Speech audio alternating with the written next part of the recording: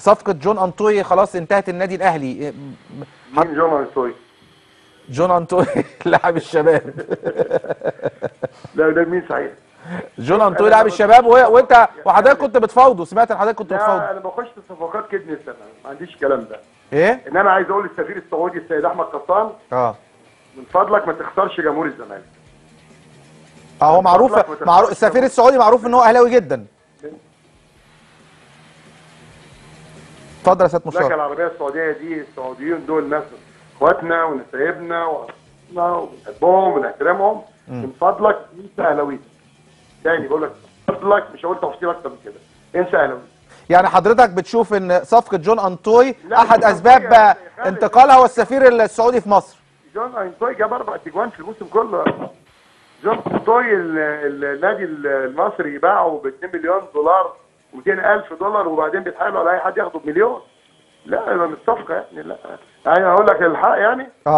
سعيدو ده، صلاح الدين سعيدو ده احسن منه يعني، واخد بالك. طب هسألك سؤال، لو انت كنت جبته كنت هتقول نفس الكلام؟ نعم. لا وانا اصلا ما دخلتش فيه عشان اخده فعلا، ولا دخلت عشان تزود المبلغ؟ ولا دخلت عشان ادخل ولا عشان ادخل. بص يا بيه، لما النادي الاهلي يدفع 40 مليون لجون انطوي عن طريق السيد السفير المحترم، ويقول له الاخ محمود طاهر صديقه انقذنا شكلنا بقى وحش قدام الجماهير الاهلاويه، ويدفع 40 مليون ويخش في صالح اسمه صالح جمعه كمان 40 مليون، ادي 80 مليون خلاص، يبقى النادي الاهلي ما عادش عنده فلوس. بس احنا جبنا اللعيبه. بص يا خالد، احنا جبنا اللعيبه خلاص اللي احنا عايزينها ومضوا معانا. هل في يا سياده المستشار يعني مفاجاه؟ هل في مفاجاه؟ جدا.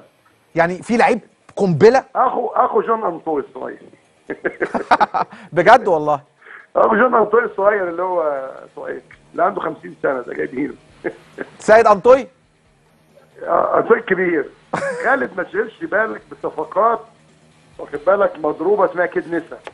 فاكر اكوتي منساه؟ فاكر اكوتي منساه؟ مش الاستاذ برضه خده ب 14 مليون؟ وهو ما يجيش 500,000.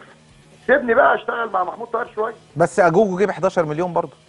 نعم. انا اللي جبت اجوجو؟ لا، ممدوح عباس. اقسم بالله العظيم لو انا ايام اجوجو علقه من رجليه هو اللي جابه.